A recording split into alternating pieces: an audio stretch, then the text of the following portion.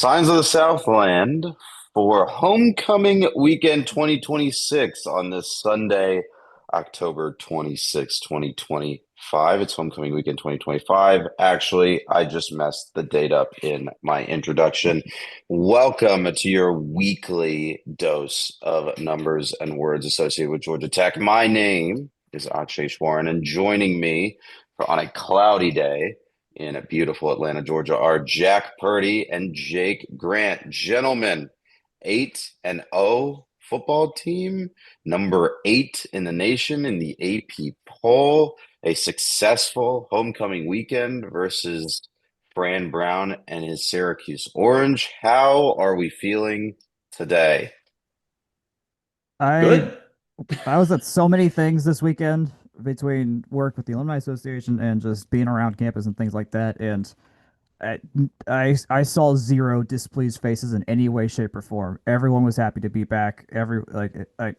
Between the old gold folks that are around that were celebrating their 50th or more reunions, to people celebrating their 50th reunions, to what the 85 basketball team showed up and they had a great time. I got to talk with Bobby Cremens a little bit and he was having a blast. It's just vibes were great. I even got my sibling who goes to the wrong school in this state, and they had a good time here with some of her friends. So, I couldn't. And then the football game worked, which is the thing that usually disappoints us in a situation like this where things seem to be going right, and it went as good as it probably could have gone. So, I'm filled with gratitude right now that we got the weekend that we got. Yeah, I think the homecoming like events, particularly the rec parade, which by the way, that last 3, 4 years, rec parade's been really good. Really enjoy seeing the competition cars and student performance groups and stuff like that. But the turnout was really good. Um, I think emblematic of all this, obviously, there's probably not a lot of interest for a random Syracuse fan to be at our homecoming events, but like this was all like Georgia Tech people turning out. Like it was not Yeah, like, oh, we need, you know, 3,000 Clemson or 5,000 Clemson fans to get the rest of the way to a full stadium. Like there's, we can get more into it when we get to it, but like there was a lot of energy and it was a lot of just like good Tech energy. And dare I say, this has been less common recently to have like a not a like quote unquote easy opponent on homecoming, but I feel like the stakes have been so raised by like playing Miami and Clemson on homecoming, even hmm Duke, which is definitely more of a classic, rival or matchup than Syracuse, that it was kind of an odd feel for the game itself, but the that doesn't mean the energy wasn't, very high. So, right. Yeah, I clocked when I was walking around campus at 10 a.m. I was like, I have never seen the place this busy at this yep, early in the morning ever. And I missed Red Rec Parade, but I had a couple people tell me that said it was as busy as they've seen it in a while too. Uh, yep. so yeah, this was utterly delightful. I thought it was a really good weekend. Rec Parade, that's a really good shout. As someone that has thought that Rec Parade in previous years, Rec Parade is not long for this world. It was really awesome to see the turnout, the all of the different groups that participated. That parade, I think, is the longest that it's been in a few years too. Okay. Now with all the student groups, the different actual other like car teams that participate, the GT Motorsports, the solar racing, Yep. um, and then all the contraptions, and then they kept it at a good pace. So it's a really good event, really good weekend of events.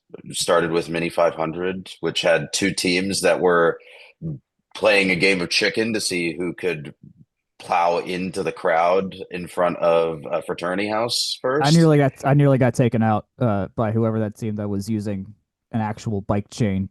One of the faster one of those teams. It was close. It was a close call there. They needed like one of those NASCAR embankments to get them around the Fowler Street to whatever that street Because is. To it banks the wrong way. It banks right. down Yeah. instead of up. Exactly. It's Yeah.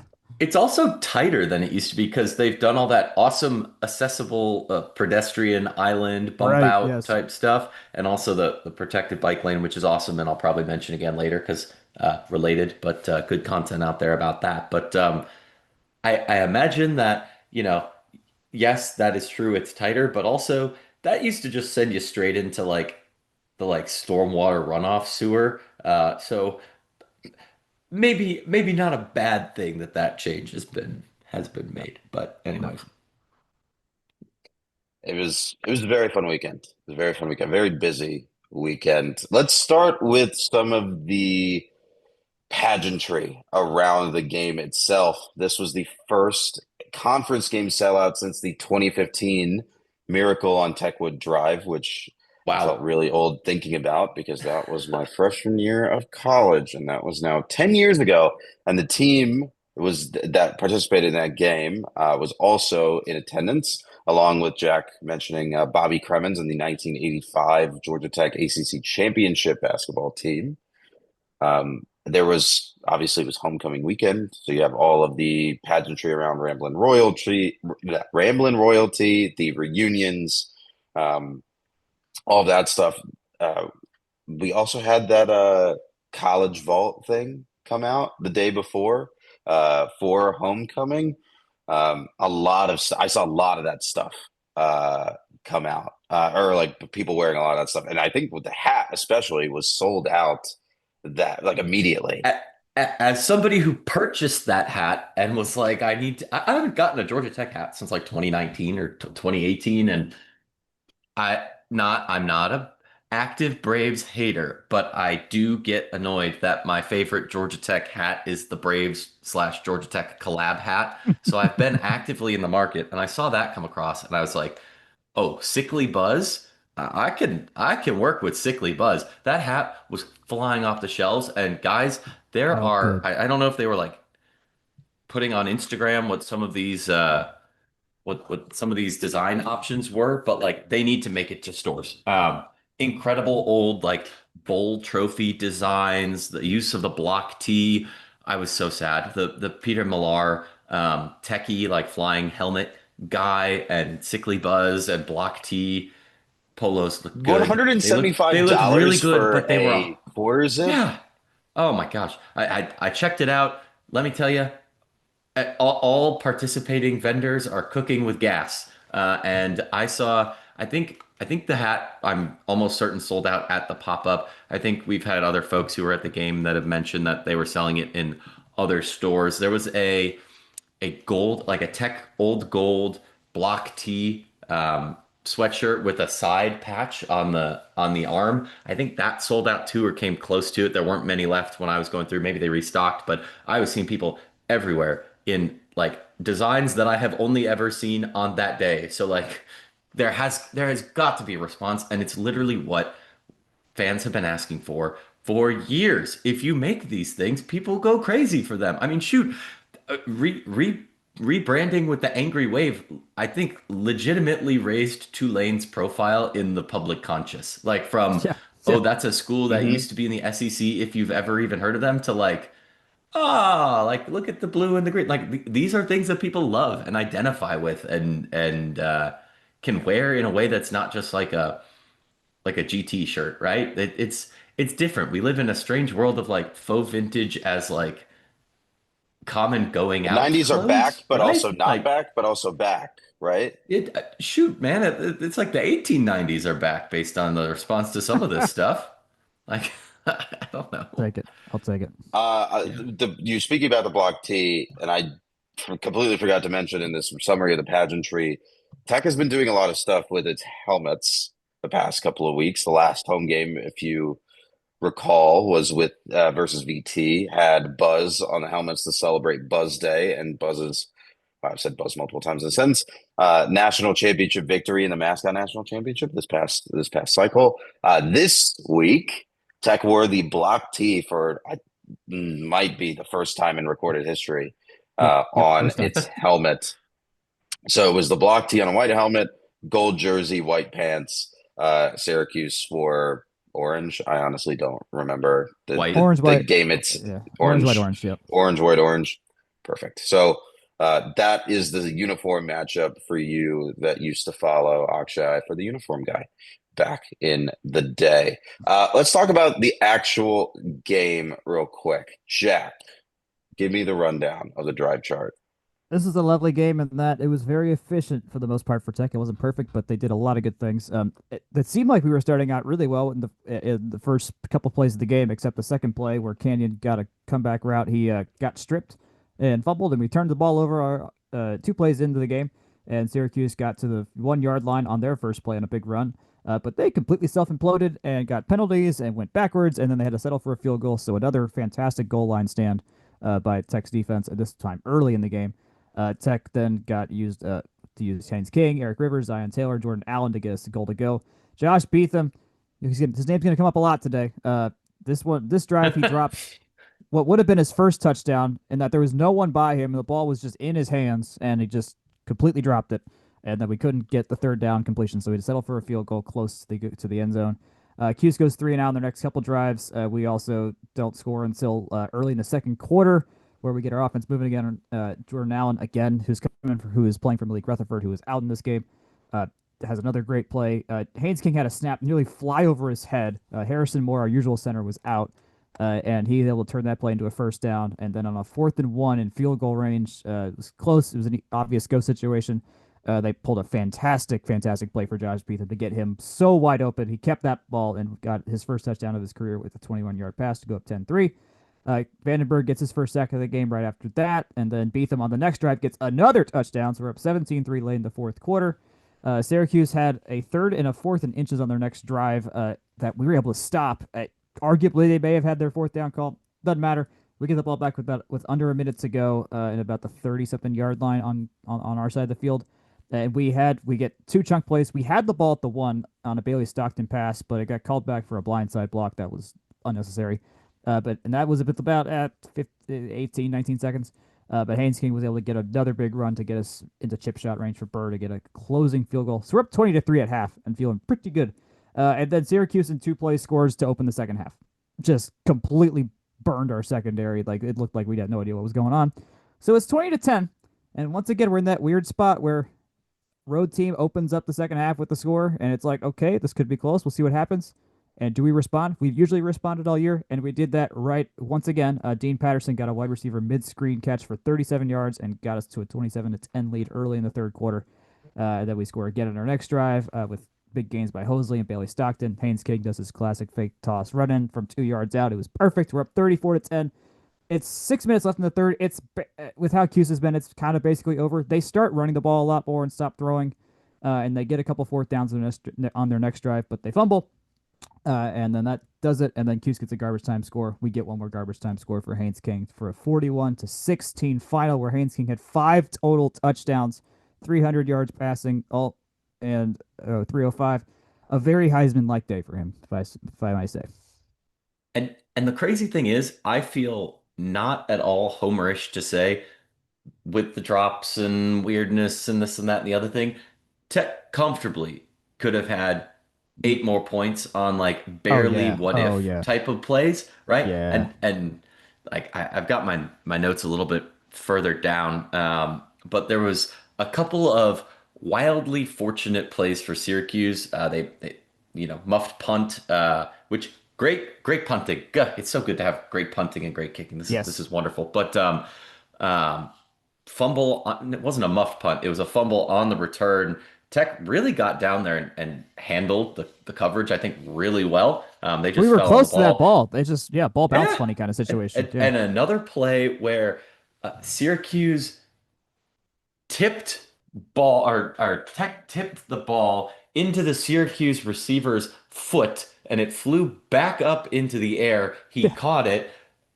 sprinted towards the sideline. Tech forces a fumble, but just happens that like the closest next guy up is a Syracuse guy. You flip a couple plays like that, and it goes from being like, okay, like, like 41-16 is a pretty handled score. But I think it's certainly within the realm of possibility that this could have been 56-10 type of game. Like this definitely was an incredible like level of competency, even if there's times where like, Syracuse pretty slippery runners, pretty not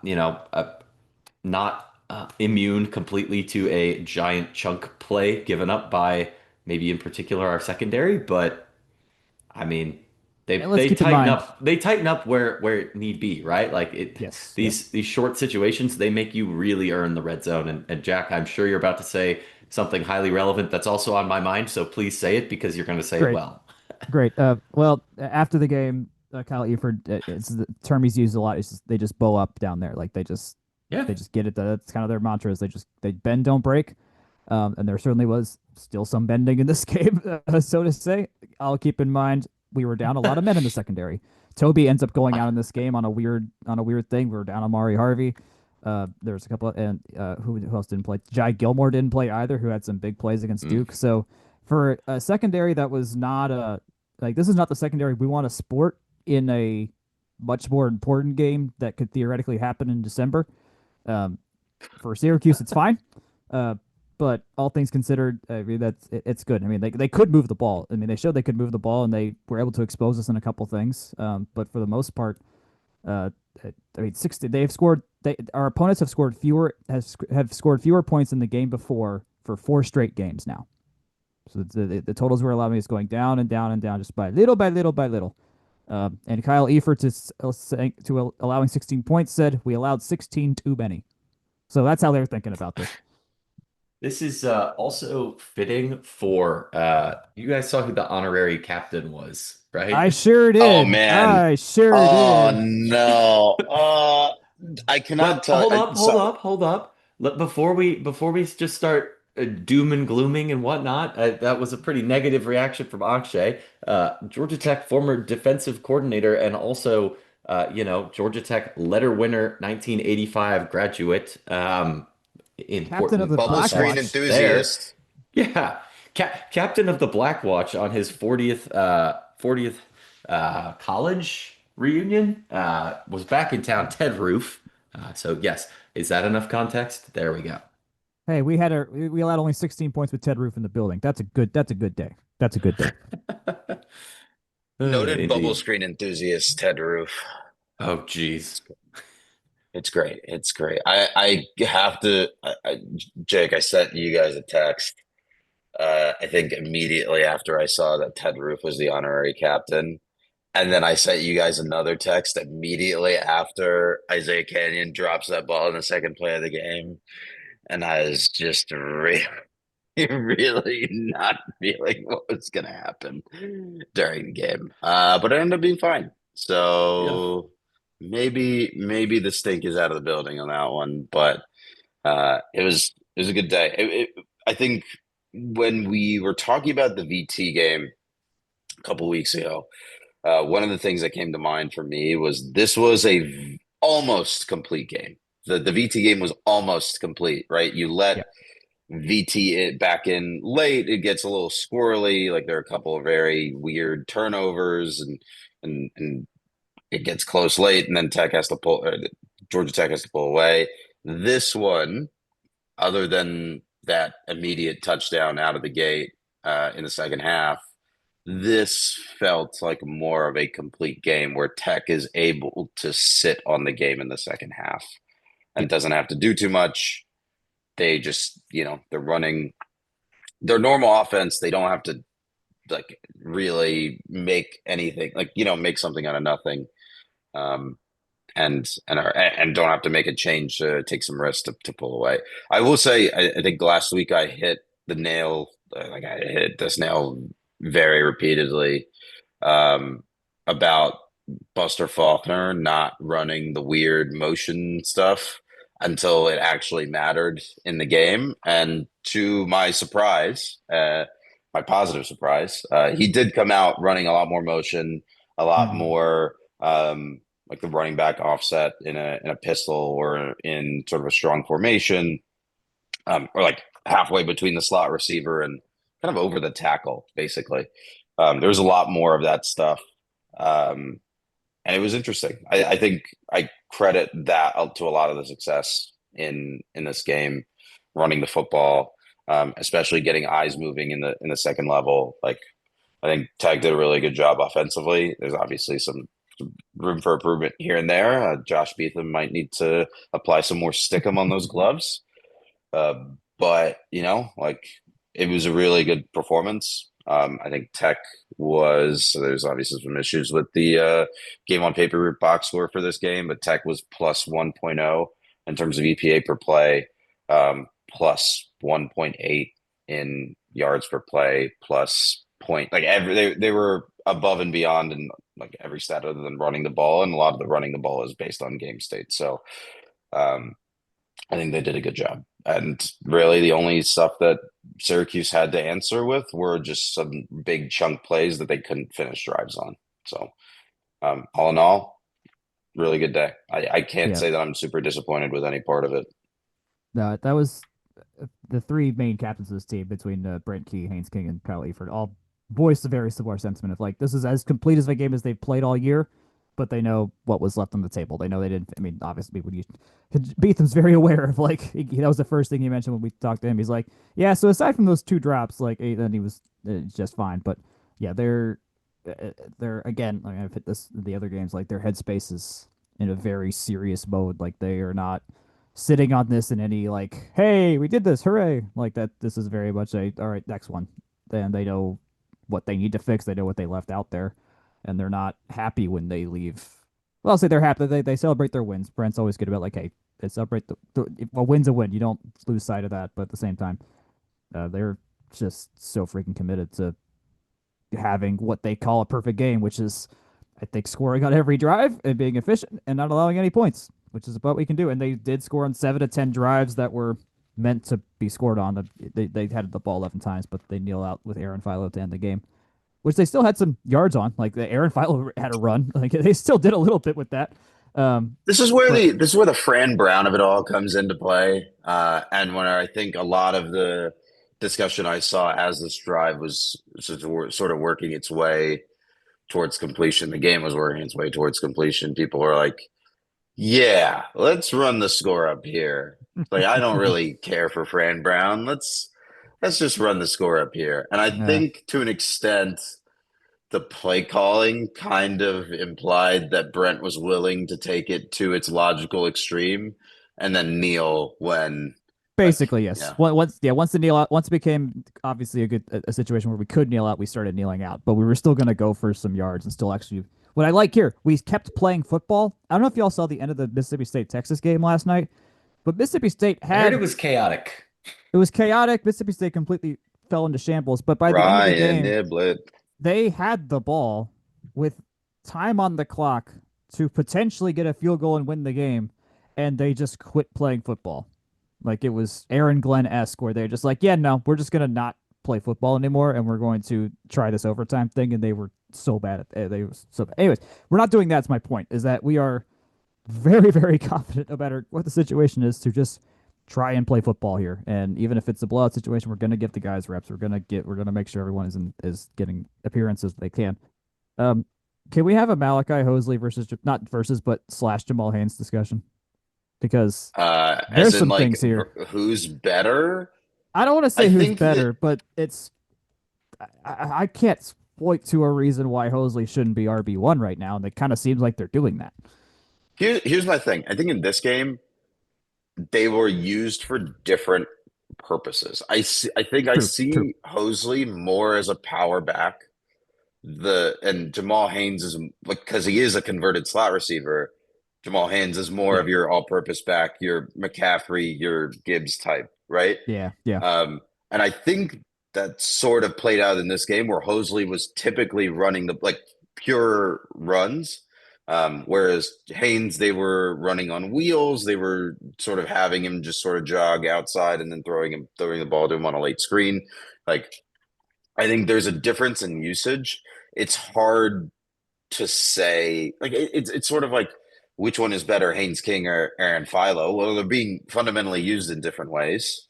yeah. But to that point, like I think you saw the wheels on Philo late in this game when he came in on his drive as well. So it's a I guess we put a pin in that discussion and like look forward to probably some more QB run than we thought was possible with Philo.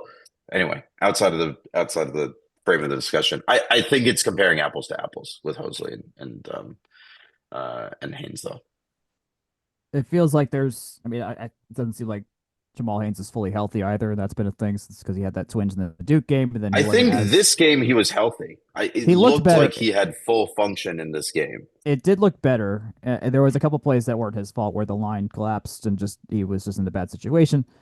Um, Also, overall, seemed like offensive line was it played like the VT game where they were able to kind of do a lot of things. Mhm. If you for those at home, the condensed game is on YouTube and it only is about 10 minutes. And there's a few plays there that I think if you just look at like watch the first few minutes of it, you don't have to watch the whole thing, but you'll see. I think what we're pointing to like how good the offensive line was in this particular game of moving to where they need to move and setting up massive holes for our guys, which that's I mean Duke was able to get behind the line of scrimmage at times. Clemson was able to get behind the line of scrimmage at times. Wake Forest was, and Syracuse wasn't. And when you can't get behind the line of scrimmage with us, that is usually a really good sign that we're going to score a lot of points on you and that we're going to be able to do some things and open up holes and things like that. And it happened. So that was I think of all the big promising signs for me, it was how open Hosley was able to get. How open, I mean, multiple. I mean, Dean Patterson was wide open on a couple plays. Jamal Haynes was wide open on a couple plays. Haynes King had just walking ability on his touchdown runs, which is really nice to see instead of having to like fight for a yard from the 2 yard line like he was this last few games. So uh, I think from that aspect, it's things are correct. Things are going the direction we want to see them going, as the stakes are going to get higher and higher every game. I I think I put this in the chat too. I liked what I saw from Allen as well. Oh yeah, That that guy was was good. that was refreshing. I enjoyed that. I don't think Not we all didn't I really have got. because we never really had like the eye test to know like okay, is Malik's backup gonna be good? Like, is this gonna work? Or is the offense gonna function? Because Malik's a huge part of the tight screen game, those quick jailbreak screens right by the line of scrimmage and things like that, or jet sweeps or whatever, and it's working. That dude, when he's got a head of steam, that man can fly. Yeah, that's really nice to see that we're not losing speed or anything like that when we're getting into our reserves on offense, or at least those first primary backups, which is exceptional to know because you never know who we're gonna need for what on a given play or whatever. Like who knows what 2 point play is still sitting in the can that we haven't used. Like we used the Patterson Rivers one against Clemson, and who knows what else is there. So these guys are gonna be I don't important know. down the line. They ran swinging gate a couple times in this game. That was that was fun to see. Yeah, I've seen that before this season. I think the look that they're looking for there is a screen very quickly, or and if it's not there immediately, it's QB power. Uh, I think previously we've seen the screen work. This game, screen wasn't there, QB power, yeah. and that only went for a couple yards, but they ended up scoring on that drive, so it doesn't really matter. That Yeah. was also, I think they ran that play and then Beetham dropped a touchdown the next play. So, yeah, Oh big well. day for Josh Beetham in both both functions of the word You there. know what? This was a safe place for him to grow. That's what I've come Yes. around to. That first touchdown drop, I was like, Josh, what are you doing? And then you win comfy and you're like, okay, those are teachable moments, right? Like this is something that I fully trust to grow, and this is a big game. Like, but this is a tight end situation that we've noted has a long way to grow still, or at least did earlier in the year. And hey, better now than in a tight game against Wake Forest a couple weeks ago or whatever future stuff coming down the line. It's Obviously, interesting nothing is that guaranteed outside of a bowl and COFH, but if you're in a big spot in one of those two, let alone somewhere else, I don't know. Maybe this is me being optimistic, but I choose optimism. What did I say last week? If you can't enjoy this, then you're never going to enjoy anything, right? yeah, it's they still don't make it easy sometimes. I will say that. There's still the age This old is anxiety of it all. so my first like three games as a Tech fan were the 2016 Georgia Tech football season. Obviously, the first game was very tight in Dublin, but my home experience was after that Mercer 35-10, obviously FCS, but then a 38-7 win over Vanderbilt. Um, I don't think I Rivalry felt game like win. yeah, I was gonna say I don't think I felt like this for a football game since that maybe the Georgia Southern 35-25. No, that was a little tighter of a game. But yeah, like Vanderbilt 38-7, kind of a cruise the whole way through. That yeah, that Yeah, it feels like that very high level of competence, I appreciate that we're generally pretty competent. This is what you need to do if you're going to be the seventh ranked team in the country. Which leads Eighth to my ranked point team in the that we're country. now, yes, that we're now the eighth ranked team in the country. If you think that Ole Miss deserved to jump us for playing Oklahoma, sure, okay, whatever. But despite doing exactly what you're supposed to do to hold your ranking, we did not hold our ranking. We held it in the coaches poll, still seventh there. Um, I saw some PFF grades. Y'all take a shot at who our top rated defensive player was, and with a 90.3 rating at that. I'm not gonna get it no matter who. Just tell me. Yeah, I'm gonna guess it's Eford, but that's all I got. Or no, Eve Vandenberg. Vandenberg. Oh yeah, JJ Vandenberg, right? Vandenberg was second at a 74.9. Tay Harris with 30 Huh. on 31 snaps had a 90.3, which is Pretty good. freaking awesome. Really, really, really good. I will Uh, Did he say, have all the tip Mr. drill like Vandenberg bat looked like he was bataways? bringing the freight the whole game, by the way, before we get too far away oh from yeah. that. So Yes. good for the two of them. Yeah. Do we have any context for Monsieur Harris's ranking or no? Well, they weren't passing the ball well. Put it that like Hmm. they were not consistent at all. Ricky Collins did not have a lot of good chances. He had a few blown assignments that aren't on our guys, but otherwise, like they weren't. There's a reason why they were defaulting to run the ball by the like their big drive near the end milked so much clock because they could run the ball, but they couldn't exactly pass. On offense, Jordan Allen was third, Zion Taylor fourth, Haynes King obviously the best. I'm not counting Benjamin Galloway, who's got an 82 but only played 5 snaps. Um, yeah, it was good. All good across I the board. would like to say, and I think it's just tying it all back together. I do think this defense has grown over the year, despite all the injuries. Like Yeah, this with a, you know, next man up type of way to have to slot people in. Obviously, it's late in the season. It happens, right? That's football is football. But I think, tightening up in the red zone's one thing, kind of some gash plays are another, but in general, really pleased to see, just kind of how they've evolved a little bit more havoc, and maybe that's, a testament to Syracuse's offensive line. Again, not perfect execution, but certainly very competent execution, at least, you I know, in the broadest sense, right? And you can nitpick any ways to Sunday in the actual execution, but I think it's definitely a place we've seen some growth. I think they still struggle in zone, which is like I think why a lot of those broken plays where the quarterback is able to score them out of a four-man rush happen because they're yeah, all so deep in their zone. I will say one of the adjustments that I saw in this game is that defenders that were stuck or were in like middle zones in the middle of the field or on like sides of the field, they were able to get to the quarterback a lot easier. So those scrambles end up turning into 4 yard gains instead of 15 yard gains. Right. And part of that obviously is the talent delta between like a Ricky Collins and a Kyron Drones or a Darian Mensah, right? But to the same point, like they held their zones a lot better on those broken plays. There's not really some of that backbreaking throws that Darian Mensah was able to make. The man coverage, I think Tay Harris gets that good grade because the man coverage was really good. yeah, Like a lot of those PBUs on deep throws, um, keeping everything in front of them. I think when they sit in man and are able to go 1-to-1 and don't like fall on the route or like get their footwork wrong, it ends up being okay. Zone is typically where they struggle, and that's mainly in the center of the field where they struggle in zone. It's just like that you can throw a T cross or right in the center of that into that zone, and it's typically wide open. And Syracuse did that a lot in this game. I will say, yeah. like they're especially as they drove that massive drive that they had, they threw like 10-15 yard routes right into that breadbasket, and Tech was struggled to cover it. So I will admit that there has been I'm always the pessimist, so I'll admit that there's been some growth. I think that a lot of the, I think there's still some room for improvement. There's still a lot of room for improvement, especially in zone. But there's room for improvement. It's also like what kind of offenses are you playing, right? This is a top 40 in SP plus defense. I think 35 today, ranked 35 in the rankings that came out today.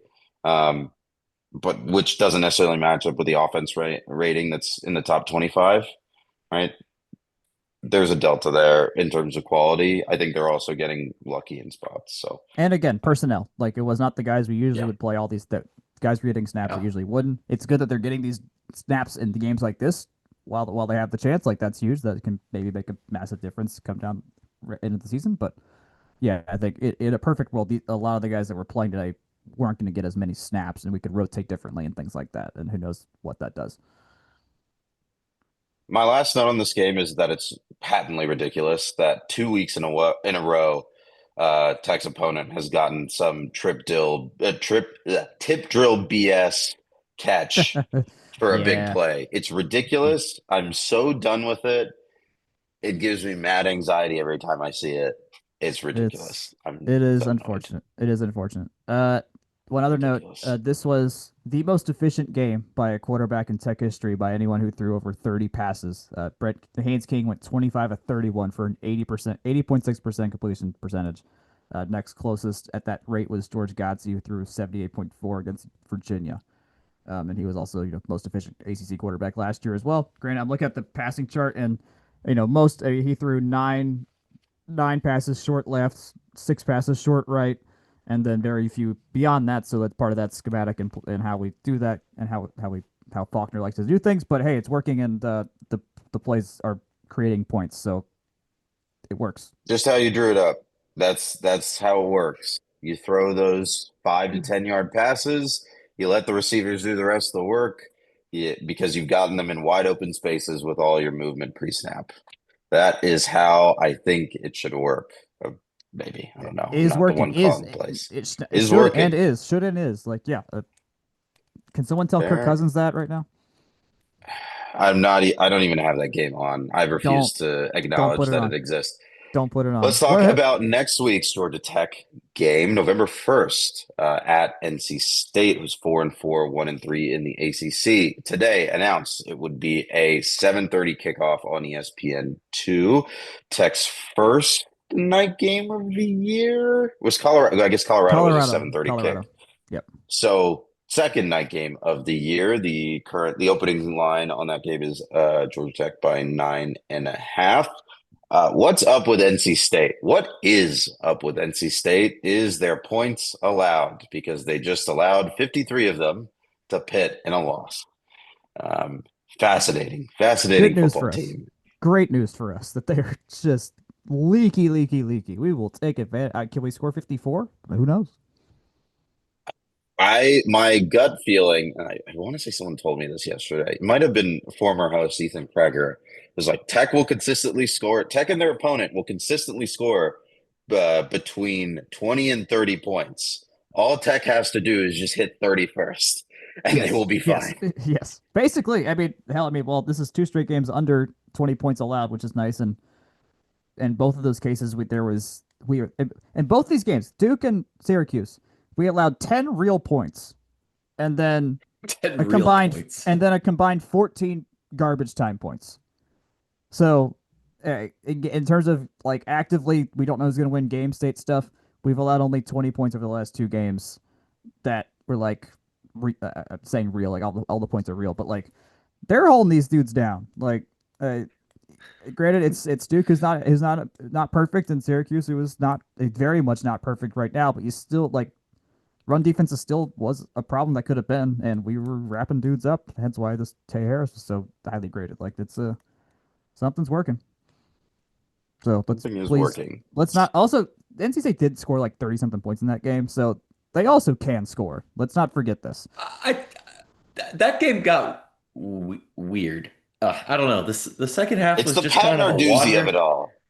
Fair, It's the fair. Pat Nah, I Narduzzi of it don't I all. don't even know about that. Like it they gave up 31 in the first half. I think that's probably the emblematic half. Granted, they did score 21, so yeah, maybe there's a point there, but I don't know. Let's take a quick left turn into Pitt, because I think that's gonna be the more informative option, the more informative Data point. situation, data point, whatever you want to say there.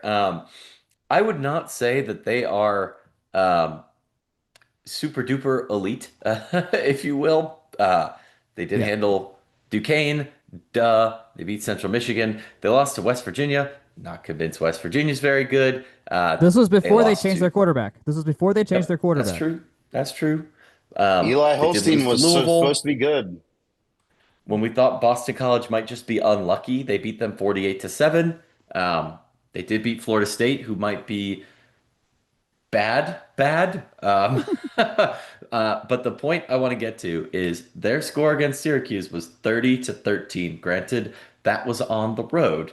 Um, but by that margin, yes, they gave up fewer points to Syracuse, but garbage time touchdown, maybe you kind of say that's kind of a wash there. Hmm. I think Tech's offense is the best unit in a hypothetical NC State, Georgia Tech, and Pitt Georgia Tech game, and I think that Tech's defense is showing more than maybe Syracuse's has, as well as maybe that NC State has as well. I'm hedging that a lot because having hope is scary. So maybe we don't just get overconfident, but that's Jack's Well, job on this podcast. So sure. Well, I'm looking at Pitt's schedule. They got Stanford next week at Stanford, yep, which apparently Stanford can do a thing to you if you're not careful. So that they yep, got beat by Miami last night, but there was a second where it was interesting.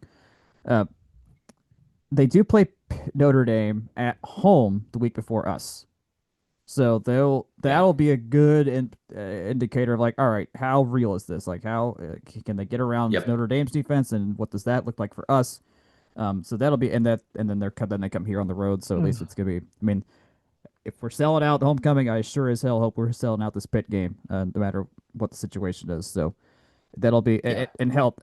Of course, depending on how the ACC shakes out, SMU losing was a big deal because now they have a loss now, so it's just us and Virginia that are no losses in the ACC.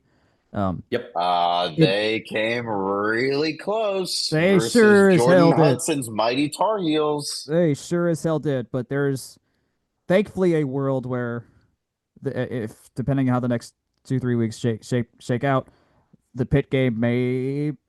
I mean, again, hedging, being very conservative here. There's No, a world we where want this to win game it. We want to we want to win it. win. No, everyone wants to win all the games. It's very important that we win this for at this point playoff scenarios if it works out. But also at the same time, I'd like to know there's a world where we may That have we're the in. ACC. There's a chance we're playing in Charlotte regardless what happens in this Pitt game. Is my end point. The The good You know, news, the good news for Tech is that Virginia can take an ACC loss on the last week of the regular season.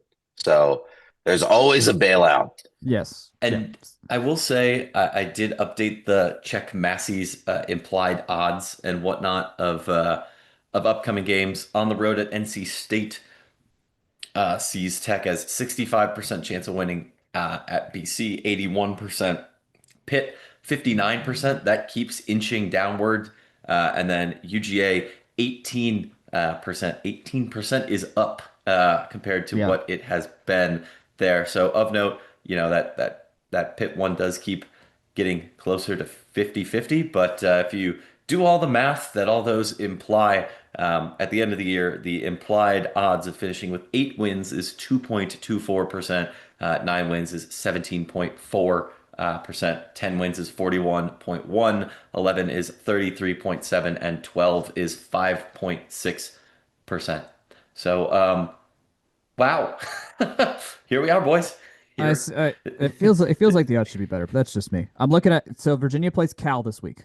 And that game's at 3:45, so we'll have an idea of in terms of just like where we're sitting in terms of are we Yeah. still with an undefeated or was it just us and we can fully control the ACC by if depending on how that Virginia Cal game goes early first quarter or something like that. We'll see. Virginia's scheduled just looking ahead. They are at Cal, then they host Wake Forest, which Wake can be just stingy and they're kind of like how we used to be, where we can just kind of spoil the season if you aren't careful. So that's the boat they're in. They go to Duke. See how that if Duke can always you never know what they can do. And then they host Virginia Tech, and I don't believe they will have a problem with that game. So there's a couple maybes here for Virginia that they gotta get through, and if they can get through them, it's kind of the same test we've been going through. It's like win your winnables, even if they're clunkers. Um, and if they do that, it should make for a fun day in Charlotte. I would not mind playing the Who's up there. I'm not counting any chickens until they hatch. Yeah. I've Please, decided please don't. no chicken count, no who counting in Whoville. Anything else around the ACC that we should mention? Oh, it's the first time we've ever been 5-0 in the ACC ever. Like this has never happened because the last time it Yeah. happened, we were in the SEC. Yeah. 1952. Hooray. Ooh, We all remember that well, strongly. long, long time ago. All One right, one of gentlemen, six let's undefeated take. teams left, right? One of Yeah, six undefeated teams left. So there we go. we're doing it. Hmm. My only other college football note is that did you know that Indiana is the number one team in the country by SP plus? As they should be. Fascinating. Yeah. Fascinating world where As they should Indiana be. noted. I somehow am rooting for the second best football team in my own family, and that includes two of the five of us as Indiana grads. So, it's a weird world to be living in, right? Oh, Crazy. Crazy. yeah. All right, gentlemen, let's take a quick break to thank our sponsor, and then we'll be back with volleyball, golf, and a bunch of tennis. Oh man, so much tennis. Back in a bit. We'll fig we'll figure out how to talk tennis in a minute, but for now, I have news. Big news. Mini 500, the event that just happened. Those shirts are on sale, and they still look awesome from section 103. That's $10 off adult shirts, $4 off youth shirts, 10% code FTRS, free shipping over 100. Just buy like four Mini 500 shirts. Bam, there you go. Outfit the whole family. They look lovely. Another great creation from Steven and the gang over at Section 103. Remember, if we historically beat ranked teams, keep an eye out for a discount. Keep an eye out for other newsy Georgia Tech things. And also, if you are related to, friends with, or know any LSU, Georgia Southern, or Kennesaw State fans, let them know that Section 103 is the best place to find their merch as well. That's section103.com and at Section 103 on Instagram. Gents, over to volleyball next. Jack, thoughts? You were there. You were there today, right? Were you in the building I on was there Friday? today. I missed Friday. I was at a lovely They Might Be Giants show because I am a freaking nerd that likes nerd music. But we did win that game against Cal. It was one of those. This team has once again proven this week was a we are good enough to beat the teams we should beat and not good enough to beat the teams we shouldn't beat. Once again, we beat Cal 3-1, lost 25-23 in the first set, but had a very smooth sailing 25-21, 25-11, then 25-7 in the fourth. I would have killed to have seen that. Abby Lee is starting to get involved. One of the true freshmen on this team. She is coming in to serve in Nomi Despania's spot. So basically, she's in for whatever how long that service run goes, and then she subbed out. And she had an ace today against Stanford in actually a pretty good spot. So that's nice. I wish I was there for this. That's all I can really say. But I got the win. What that does mean is that we are still above 500, which is good. And with the loss to Stanford, where we lost 3-0, we were an even 4-4 in conference play. So, which feels it feels about right, knowing how much better we've gotten. I think what I saw today against Stanford is we went down. We lost 25-23 in the second set. We only had the lead for like 3 or 4 points in the entire match. Uh, but when Stanford was not playing off, they were a little off in the first couple sets. They eventually started hitting super efficiently, and we were just done for. Um, but they're good enough now to take it to. They're almost at that point where we can take advantage of really good teams being off. Like I know this happened last year when we got reverse swept by them. We were really close. This happened against Pitt last year where we almost had them when they were just off for a little bit. Um, so they're at that point now where the core group that's been playing all these matches for the last couple 3 weeks now, they're in a spot where they can definitely make you pay if you give them a shot, which is good to see. Um, let's see, Larissa Mendez, I believe, got her surgery because she was in a full-on knee brace around her knee. It is an ACL tear, so she is very much done for the season. There were the notable alumni at the game today was Erin Moss. That was cool to see. Hadn't seen her in the building in a while, so that was we're still getting folks to come around the building. That of course it was homecoming and whatnot. So Oh, I did I'm on not Friday. I did see a bunch of volleyball alumni as well, from fantastic. the last Good, good, couple teams. So good. a lot There's of a them lot in of the them still. building. Yeah, a lot of them still live around here, which is cool. 'Cause they've gotten some good work opportunities in the city, which is kind of the whole point of coming to Georgia Tech, anyways. Is the work opportunities that you get after as a D1 athlete. So, overall, I'm not. There's no alarm bells here. It's just we're making do with what we have right now. I'm glad to see Abby Lee's getting some spots here. And I will say, we have the most insanely bipolar remaining odds of winning the rest of the way Yes. per Massey. My favorite place because he just has rating for everything, which is super neat. Did not have very high odds for this Stanford match in his numbers, but the rest of the way at Virginia, 96% chance of a win, 3-0. At Virginia Tech, 100% implied odds. Don't know what he's seeing, but that's three digits on a 0 to 1 scale, 0% to 100% scale.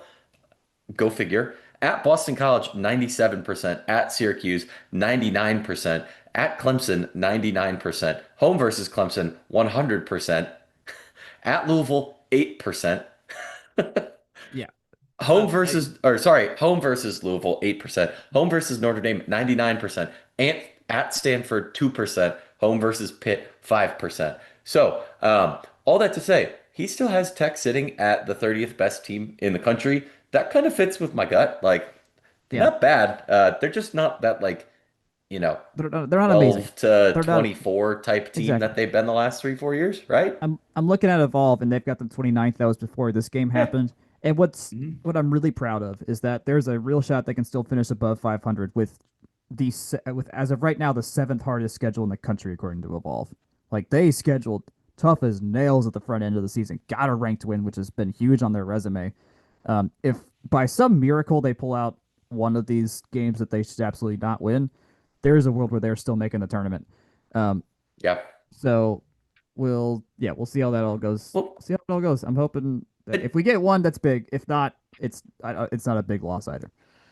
I mean the implied like end of season record. This is finally the part of the schedule where they can stack some freaking wins. Oh my gosh. Wake NC Right. State, yeah, those were great and whatnot, but there's four very, very, very, very challenging games against teams that are all collectively inside the top seven coming up. But you also got, you know, 6, 7 just take care of business. And I mean, if they can look like they did against Cal, perhaps a 25-7 might be the biggest blowout I've ever seen in a volleyball set score, at Big. least for this team. Gents, I don't know if you've seen anything else there, but Cal pencils in at about 94th in the country. Mm. Virginia Tech, they're 187. Syracuse is 103. This is should be Cal like, right? You may drop a set in there, but you just got to take care of business. Yep. Yep. Yeah. Good All right. stuff Anything else on there. volleyball?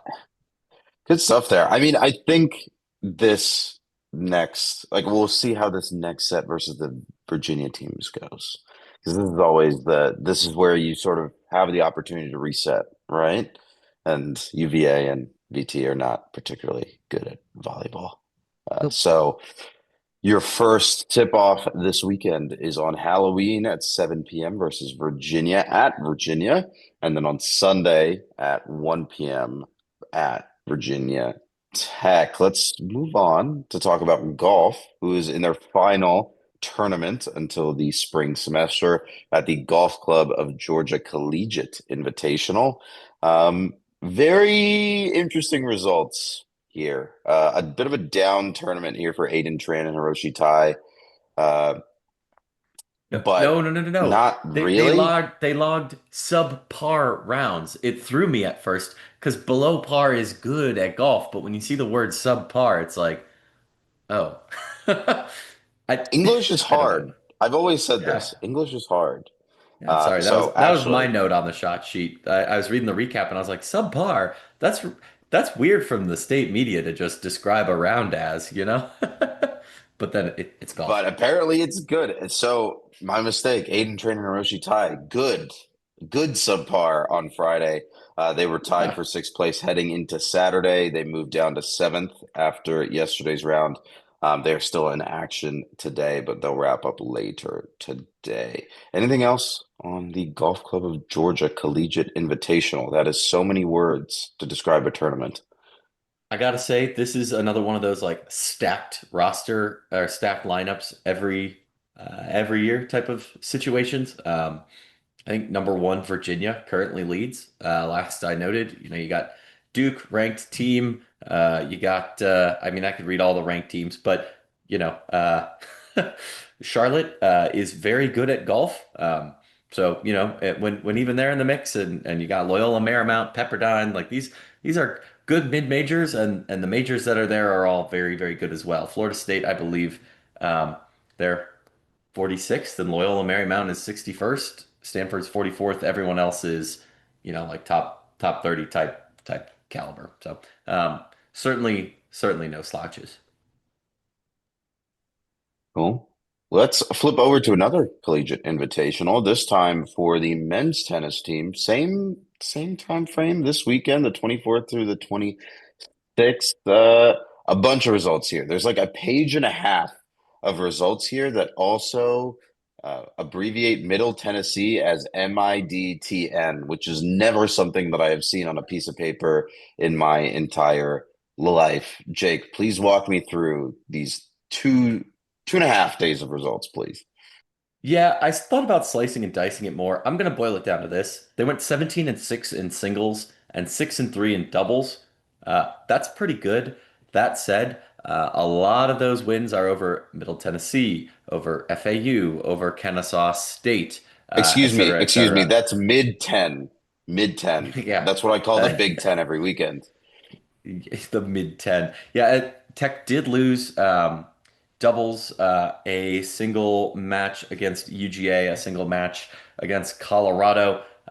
They were, I believe, they did also get a win over Colorado in doubles, from what I was seeing. Kind of a mixed bag in singles against Colorado. That was 3-1, 1-1 against the school out east in singles on day two, as well as I believe 0-2 against the school out east, the most recent day, the 26th, so today.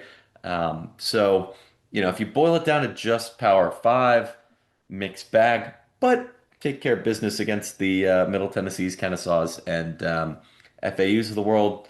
That's not so bad, and they'll be at home this coming weekend for some fall tennis. Yeah, men's tennis. They'll be back in action this weekend. The Georgia Tech Fall Invite. That'll be Halloween through November 2nd.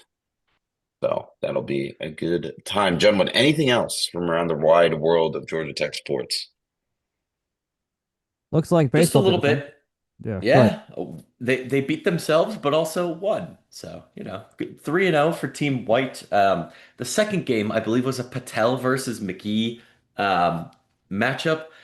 I need to dig in a little bit more there to see what I need to feel about those results. I believe it was pretty one-sided, but then again, those are two very established Georgia Tech pitchers. But also, then again, these are fall exhibitions, and the team is split half and half. So how much is that really down to one specific pitcher, batter, or anything?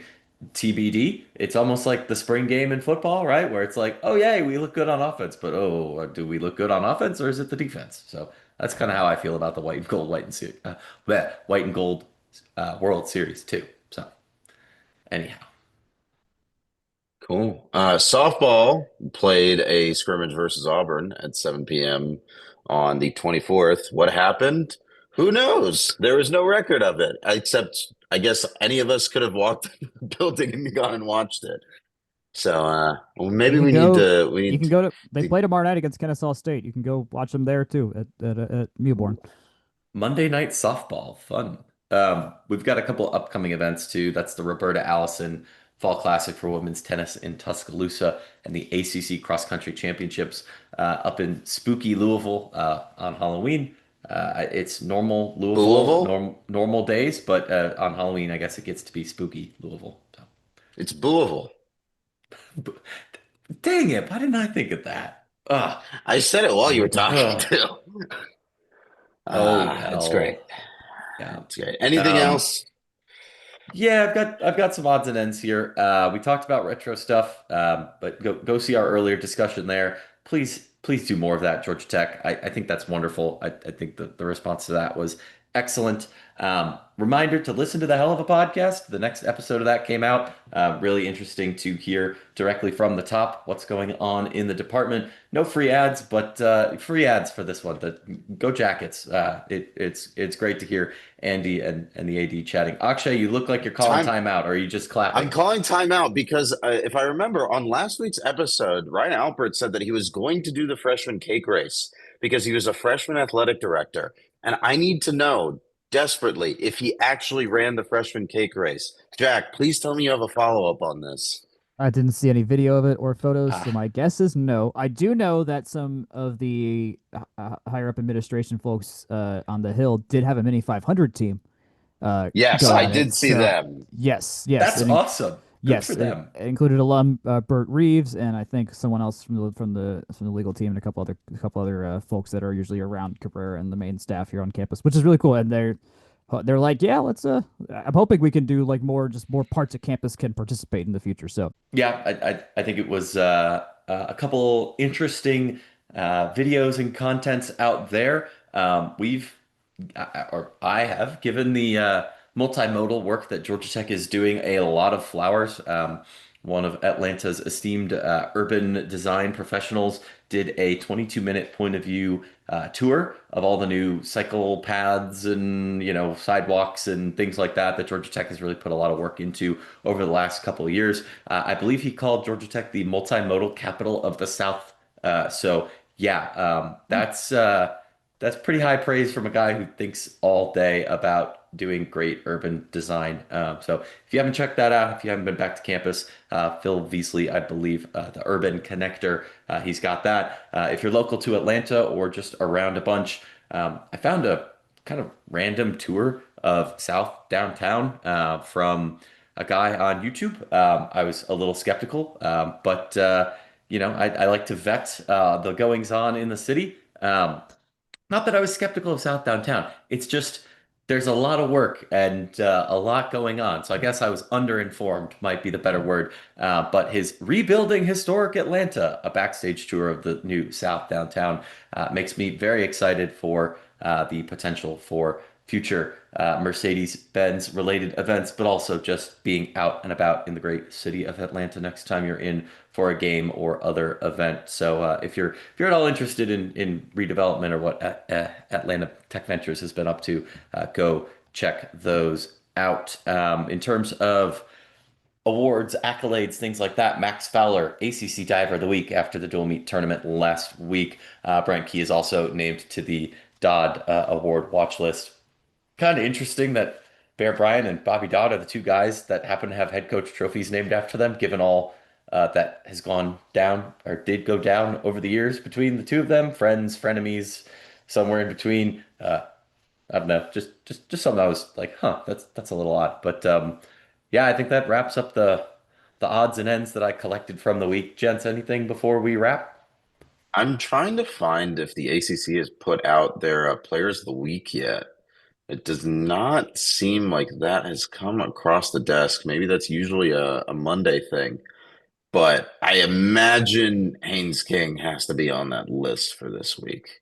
And five that'll be fun. touchdowns should do the trick. If it doesn't, uh, I don't know. One would think, however, it's the ACC and I don't know, Miami exists, I guess. They did redesign an entire conference around putting Miami in a championship game, which they only got to once. So there's that. One thing I do want to note is I don't think we've touched on this for golf too much. Golf Stat has been replaced with Scoreboard powered by Clipped for the rankings. The men are at 18th in that, if we haven't stated. I know that we've kind of been like, oh, they're finishing in like fifth and sixth and whatnot in these tournaments. That's because they're playing a lot of really good teams. So number 18 is the small number next to their name. They've still got that ranking up there. So back of my head, forgot to mention that's my other news and note. Cool. Good stuff. I think that's it for this week. Jake, you want to take us home? Yeah, absolutely. As always, this podcast is a product of From the Rumble Seat. You can find us at fromtherumbleseat.com for the written word. Email us your thoughts, your feedback, your comments, your questions, your content ideas at fromtherumbleseat@gmail.com. You can find me, Jack, the blog, Game on Paper, and the rest all over at Twitter, Blue Sky. I'm over at Blue Sky at Jake Grant 98. Jack's at Jack Nicholas. You can find Section 103 at section103.com, the best place to find Georgia Tech and 3 other schools' apparel, and that's at Section 103 on Instagram. You can find us at Instagram as well at From the Rumble Seat, as well as YouTube and Facebook with that handle. You can find this podcast wherever fine podcasts are distributed. Until next week, gents, good night, good luck, and go Jackets.